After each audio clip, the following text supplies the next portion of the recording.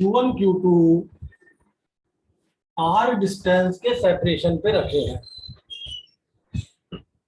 दोनों चार्ज के बीच की डिस्टेंस स्मॉल r है, तो दोनों के बीच में फोर्स क्या बताया था, एक तो चार्ज की प्रोडक्ट के डायरेक्टली प्रोपोर्शनल होगा और एक डिस्टेंस के स्क्वायर के इनवर्सली प्रोपोर्शनल होगा। ठीक है ना, चार्ज जो है ना, charge is directly proportional to Q1 Q2, इसका मॉड होता है। तो चार्ज है, चार्ज की प्रोडक्ट के डायरेक्टली प्रोपोर्शनल है, इसके मैग्नीट्यूड के। And force is inversely proportional to distance square, square of the distance. इन्हें हमने फिर कंबाइन किया था, तो ये आ गया था Q1 Q2। हमने मॉड हटा दिया, मतलब कोई जरूरी नहीं है कि आप लिखें, मगर आपको न्यूमेरिकल करते समय याद रखना है कि ये जो चार्ज है Q1 Q2 ये मॉड में है, ये चार्जेस मॉड में है और आर। अब फोर्स इसकी जगह क्या बताया था, एक कांस्टेंट आ जाएगा 1/4 pi epsilon naught Q1 Q2 upon R. ये कब है, जब दोनों के बीच में एयर भरी हो, when air is filled, जब एयर भरी हो, है ना, इन बिटवीन चार्जेस। अगर दोनों चार्ज के बीच में एयर भरी हुई है, अगर कोई डाइलेक्ट्रिक भरा है तो इसको हम F0 भी लिख सकते हैं। F लिख लो, चाहे F0 लिख लो एयर के लिए। If A dielectric of dielectric constant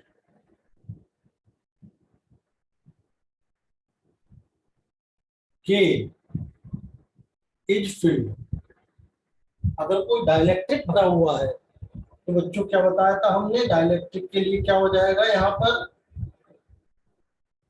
इसके साथ में K और लग जाएगा। अगर कोई डाइलेक्ट्रिक भरा हुआ है जिसका डाइलेक्ट्रिक कांस्टेंट K है, तो यहाँ पर K और लग जाएगा dielectric constant Q1 Q2 upon R square. ठीक है, और एयर मैंने बताया था, अगर एयर भरी है तो K की वैल्यू 1 होती है डाइलेक्ट्रिक कांस्टेंट, और फॉर मेटेलिक कंडक्टर या मेटल्स के लिए K की वैल्यू इनफाइनाइट होती है।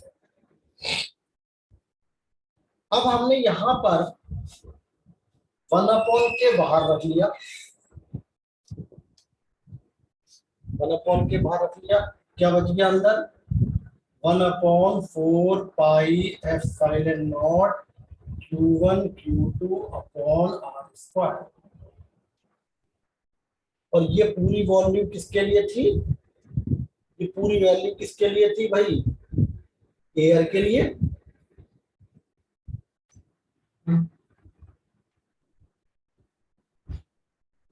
बताइए, ये एयर के लिए तो थी पूरी value, 1/4 pi epsilon naught Q1 Q2 upon R square. It is for air, जब दोनों के बीच में केवल एयर हो। इसका मतलब आपका फॉर्मूला क्या आ गया, F is equal to F0 upon K, यानी कि डाइलेक्ट्रिक के डालने पर फोर्स 1/K टाइम रह जाता है, डाइलेक्ट्रिक के इंसर्ट करने पर जो इलेक्ट्रोस्टैटिक फोर्स है वो रिड्यूस हो जाता है। कल भी बताया था मैंने, दोबारा बता दिया, अगर दोनों के बीच में एयर भरी हुई है तो डायरेक्टली प्रोपोर्शनल की जगह 1/4 pi epsilon naught Q1 Q2 upon R square, जहां पर, और अगर हमने डाइलेक्ट्रिक भरा हुआ है जिसका डाइलेक्ट्रिक कांस्टेंट K है, तो यहां पर 1/4πε0 के साथ साथ K और आ जाएगा, Q1 Q2 upon R square. अब ये जो 1/K था ये मैंने बाहर रख लिया, क्या बच गया, 1/4πε0 Q1 Q2 upon R square. ये पूरी वैल्यू क्या है, फोर्स इन एयर, यानी मीडियम में जो फोर्स है एयर का 1/K हो जाएगा, यानी फोर्स डिक्रीज हो जाएगा, फोर्स की वैल्यू डिक्रीज हो जाएगी। डाइलेक्ट्रिक के डालने पर फोर्स पे क्या फर्क पड़ता है, फोर्स कम हो जाता है, फोर्स डिक्रीज हो जाता है। अब इसी में मान लिया हमने कहा if a metal sheet is, अगर हमने कोई metal sheet, if a metal sheet is filled in between charges, अगर चार्जेस के बीच में हम कोई मेटल शीट रख दें तो then force is equal to this upon K. Metal के लिए फोर्स कितना हो, के कितना होता है भाई, इनफाइनाइट। अगर हमने दोनों चार्ज के बीच में कोई मेटेलिक शीट रख दी, तो मेटेलिक शीट के लिए अभी बताया था मैंने, डाइलेक्ट्रिक कांस्टेंट इनफाइनाइट होता है, यानी कि F0 अपॉन इनफाइनाइट 0, कोई फोर्स ही काम नहीं करेगा, नो फोर्स एक्ट। अगर कोई मेटल शीट हम या मेटल प्लेट रख देंगे तो फोर्स काम नहीं करेगा, कोई फोर्स वर्क नहीं करेगा, तो मेटलिक शीट रखेगा। तो ये हमने बता दिया, इसको रिवाइज करा दिया। अब फिर से हम आते हैं इसी पॉइंट पे, force between two charges and a dielectric, जब एक डाइलेक्ट्रिक जो है इज फील्ड, क्या हो जाता है, फोर्स 1/4πε0 के। अगर डाइलेक्ट्रिक भरा है तो इसके साथ में K और आ जाएगा, Q1 Q2 upon R square. ये जो ε0 K है, इस वेयर ε0 तो है परमिटिविटी एयर की, और सब में K लगा दिया डाइलेक्ट्रिक कांस्टेंट, तो this becomes permittivity of medium. जो ε0 जो था ये तो परमिटिविटी एयर की थी, this is the permittivity of air, और इस ε0 के साथ हमने क्या लगा दिया, डाइलेक्ट्रिक कांस्टेंट और लगा दिया, तो ये बन जाएगा परमिटिविटी ऑफ मीडियम, सिर्फ permittivity of medium, where ε0 is permittivity of medium, medium की परमिटिविटी हो गई। और ε0 क्या है,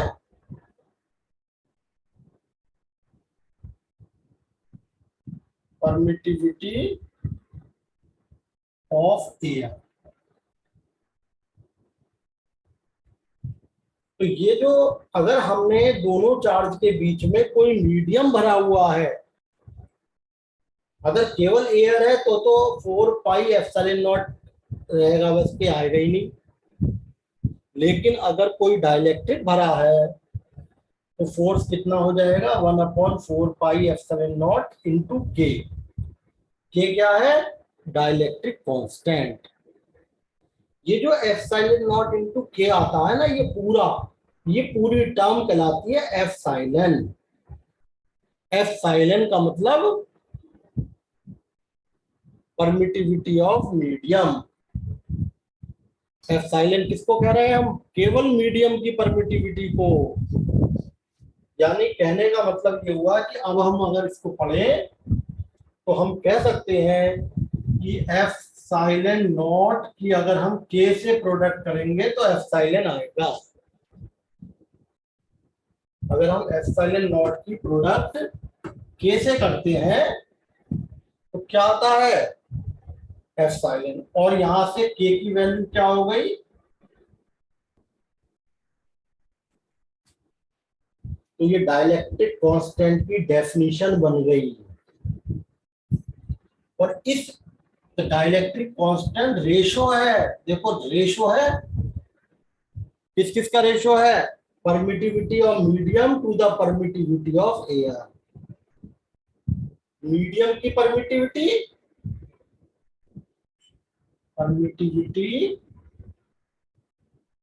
ऑफ मीडियम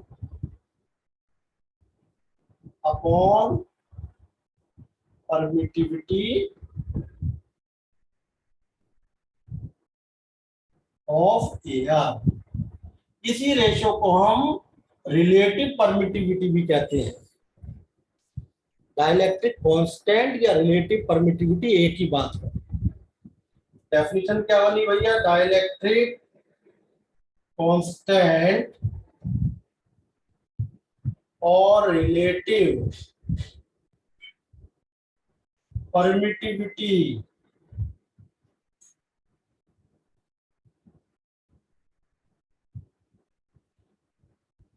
डाइलेक्ट्रिक कांस्टेंट के या फिर relative permittivity is defined as the ratio of, किस किसका रेशो है बच्चों? परमिटिविटी ऑफ मीडियम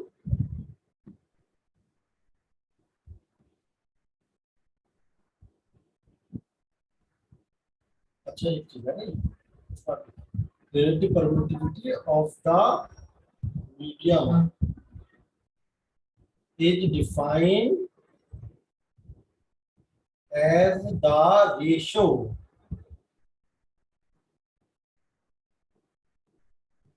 of, किस किसका रेशो है? परमिटिविटी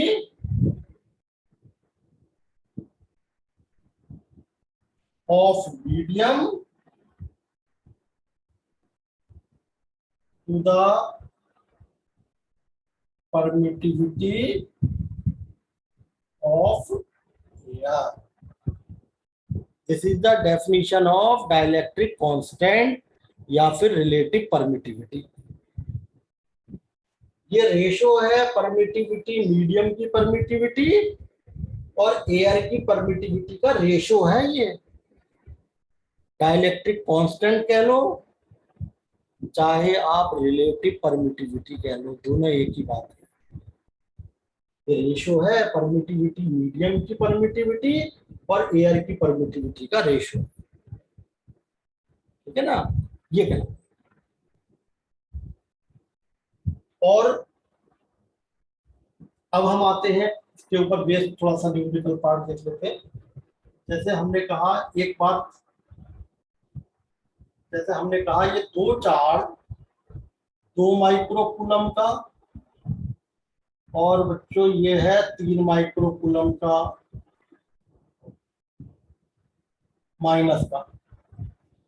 ये दो चार्ज रखे हुए हैं 20 सेंटीमीटर के सेपरेशन पे।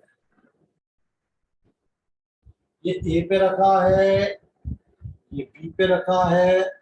मिडिल पॉइंट पर 1 माइक्रोकूलम का चार्ज रख दिया।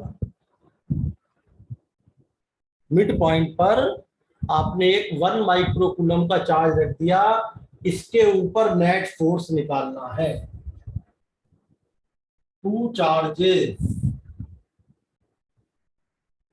one 2 microcoulomb and minus 3 microcoulomb are placed 20 centimeter apart.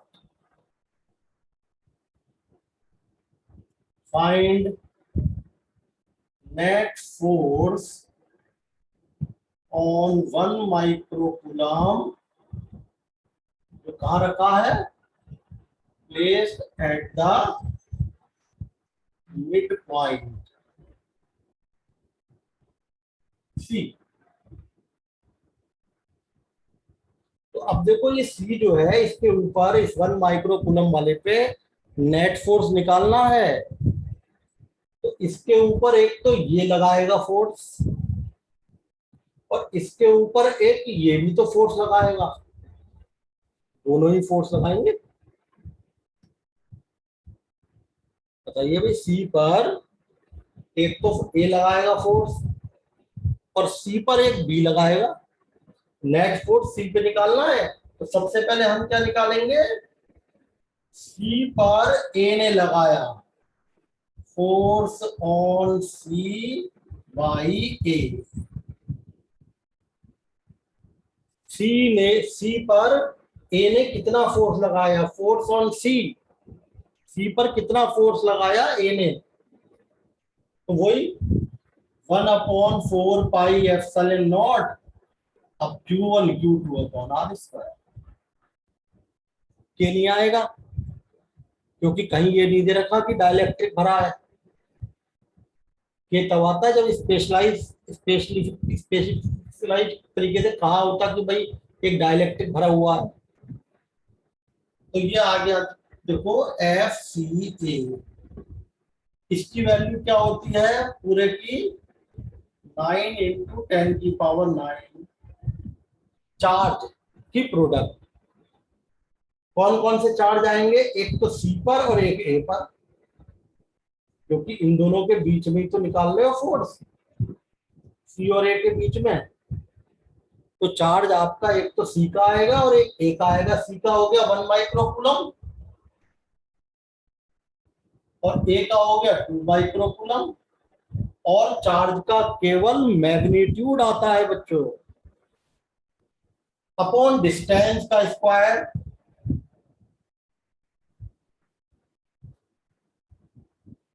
तो ये आ गया 9 × 10⁹ 1 माइक्रो में होता है 10⁻⁻6 और 2 माइक्रो 2 × 10⁻⁻6 और AC, what is AC, 10 centimetre.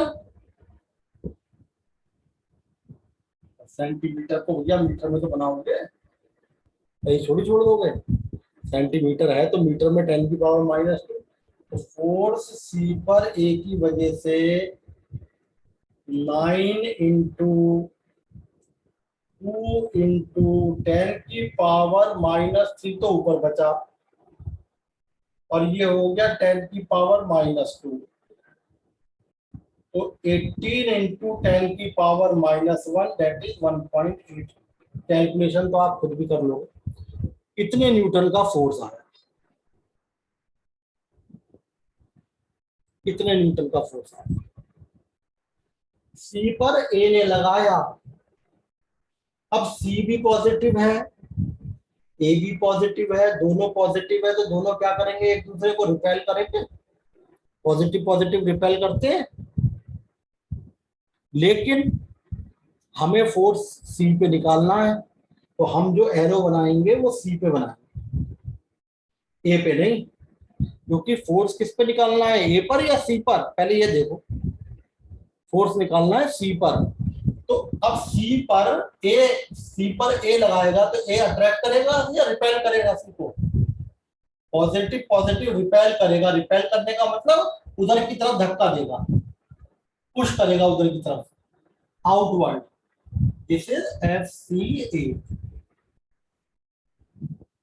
सी पर फोर्स लगाया ए ने रिपल्सिव, रिपल्सिव का मतलब बाहर की तरफ, आउटवर्ड, पुश किया, यानी कि आप लिख सकते हो आउटवर्ड टुवर्ड्स,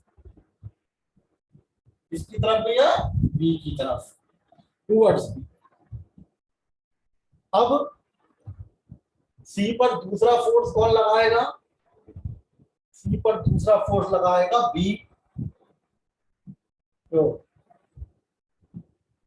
हमने निकाल लिया। अब हम क्या निकालें, F C B, force on C by B, बता दीजिए जरा कितना होगा। 1/4 पाई एप्सिलॉन नॉट, चार्ज की प्रोडक्ट, सी पर चार्ज 1 माइक्रोकूलम, बी पर चार्ज 3 माइक्रोकूलम, केवल मैग्नीट्यूड लेते हैं, केवल मैग्नीट्यूड लेते हैं, सी पर चार्ज बी पर चार्ज, दोनों की डिस्टेंस 10 सेंटीमीटर, इसका स्क्वायर 9 × 10⁻⁹, 3 × 10⁻⁻12, 10⁻⁻, यानी 2.7 न्यूटन। कैलकुलेशन आपको खुद करनी है, कुछ नहीं है कैलकुलेशन, 2.7 न्यूटन। अब डायरेक्शन, सी पर प्लस का 1 माइक्रोकूलम रखा है, ये माइनस का है, फोर्स, फोर्स किस पे निकाल रहे हो, सी पर, तो ये क्या करेगा भैया, ये इसको क्या करेगा, माइनस का 3 और प्लस का 1 अट्रैक्ट करेंगे, रिपेल करेंगे, तो माइनस का 3 माइक्रोकूलम ये है, प्लस का 1 माइक्रोकूलम ये है, तो ये क्या करेगा, इसको रिपेल या अट्रैक्ट, अट्रैक्ट, अट्रैक्ट करेगा। अट्रैक्ट का मतलब अपनी तरफ खींचेगा, ये वाला इसको अपनी तरफ खींचेगा, अपनी तरफ खींचने का मतलब इनवर्ड, इस पे सी पर बी की, ये भी देख रहे हो आप, ये डायरेक्शन हो गया टुवर्ड्स बी। ये सी को, सी हमें फोर्स तो सी पे निकालना है ना, सी को ये अपनी तरफ खींच, बी वाला अपनी तरफ खींचेगा, तो देखो एरो समझ में आ गया, कैसे लगाया मैंने उसको, ये उधर से खींच रहा है अपनी तरफ, ऐसे। अब एफ सी बी और एफ सी ए दोनों सेम डायरेक्शन में, and F C B and F C A are in same direction, तो सेम डायरेक्शन में है, तो नेट फोर्स कितना आ जाएगा, दोनों ऐड हो जाएंगे। वेक्टर लॉ क्या कहता है कि अगर सेम डायरेक्शन में है तो ऐड कर दो, अपोजिट डायरेक्शन में है तो माइनस कर दीजिए, और अगर किसी एंगल पे है लाइक दिस, थीटा एंगल पे, तो parallelogram law of vector addition लगा दीजिए, a² + b² + 2ab cos theta. तो अब यहाँ पे तो सेम डायरेक्शन है, सिंपली ऐड कर दो। पहले वाला कितना आया था, 1 पॉइंट, नहीं ये आया था 2.7, और ये आया था 1.8, 4.5 न्यूटन। और नेट फोर्स की डायरेक्शन किधर आएगी, टुवर्ड्स बी, बी की तरफ आएगी, अरे बस हो गया, बी की तरफ जाए।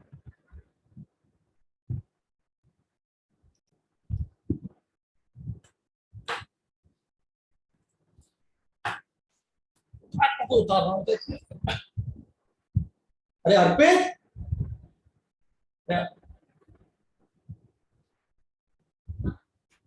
नहीं वो दवा दिए दबा तो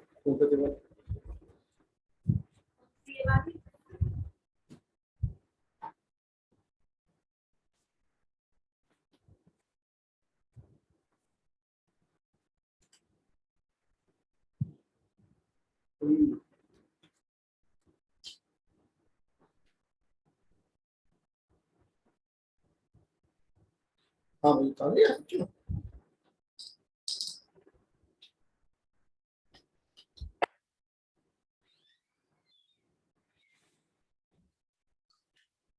अब देखो उसके बाद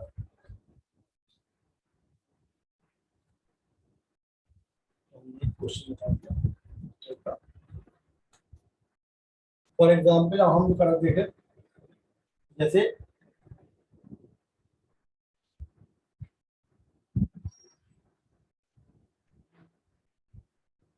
if two charges Q1 and Q2 touches to each other, एक दूसरे से टच करा दिए तो क्या होगा? टच कराने से चार्ज ट्रांसफर होगा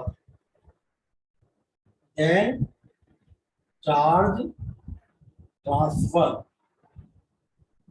from one two other body. And कब तक चार्ज ट्रांसफर होता है? जब तक कि बोथ एक्वायर, दोनों पे कितना चार्ज आ जाए? Q1 plus Q2/2। अगर दो चार्ज Q1 और Q2 हम एक दूसरे से टच करा के और अलग अलग रख दें, तो जब हम उनको टच कराएंगे तो टच कराने में क्या होगा? चार्ज ट्रांसफर होगा, एक बॉडी से दूसरी बॉडी में जाएगा। और कब तक जाएगा? जब तक कि दोनों पर Q1 प्लस Q2/2 ना चार्ज ना हो जाए। अब हमारा क्वेश्चन ये है, two charges 2 microcoulomb and -6 microcoulomb क्या करेंगे भाई? एक दूसरे को अट्रैक्ट करेंगे।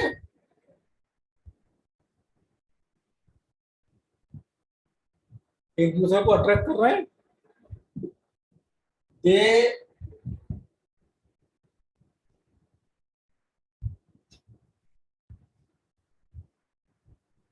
Are brought in contact each other, एक दूसरे के कांटेक्ट में ले आए हमने। एंड देन सेपरेटेड,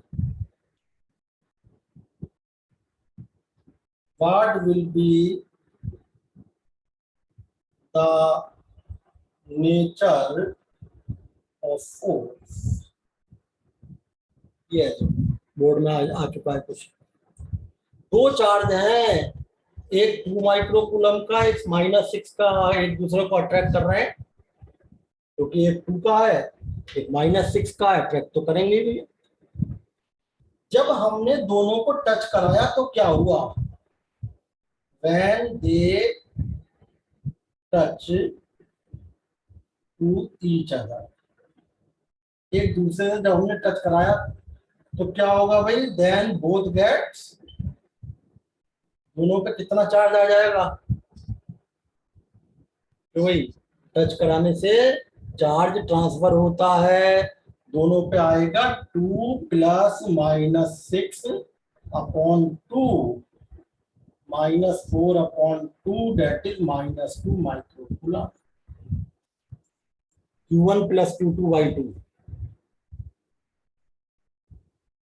जब हमने दोनों को टच कराया तो क्या होगा? चार्ज ट्रांसफर होगा। और तब तक ट्रांसफर होता है जब तक दोनों पर मीन ना आ जाए। तो Q1 हो गया 2 माइक्रोकूलम, Q2 हो गया -6, Q1 + Q2/2। अब आप कहोगे सर यहाँ तो मैग्नीट्यूड आना चाहिए था। नहीं, वो केवल कूलम्स लॉ में आता है। जो कूलम्स लॉ में हम Q1 Q2 लिखते हैं उसमें हम मैग्नीट्यूड लेते हैं। This is simply addition, Q1 + Q2/2। ये लिखा है ना मैंने फॉर्मूला, Q1 + Q2/2, दोनों पे ये आ गया -2। अब जब दोनों पे -2 का है तो अट्रैक्शन होगा रिपल्शन, दोनों -2 के हो गए, ये भी -2 का हो गया और भैया ये भी -2 का हो गया। What is the nature of force? Repulsive. Force is repulsive. ये आपका बोर्ड में आया हुआ क्वेश्चन है। फोर्स की नेचर अब रिपल्सिव हो गई, और पहले कैसी थी? टच करने से पहले, टच करने से पहले अट्रैक्टिव थी। ये 2 का था, एक -6 का था, सिंपली अट्रैक्ट कर रहे थे एक दूसरे को, ठीक है ना। तो ये हमने एक क्वेश्चन बना दिया इसके ऊपर इस टाइप से। अब जो नेचर ऑफ फोर्स है that is attractive, sorry repulsive, तो दोनों -2 के हो गए, रिपल्सिव।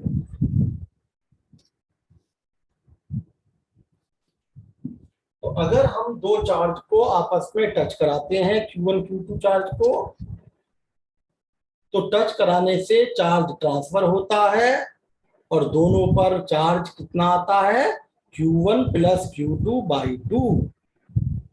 एक पे 2 माइक्रोकूलम का है, दूसरे पे -6 का है। Q1 + Q2 -6/2 -4/2, यानी कि दोनों पे -2 का है, तो दोनों के बीच में रिपल्सन हो जाए, ठीक है ना।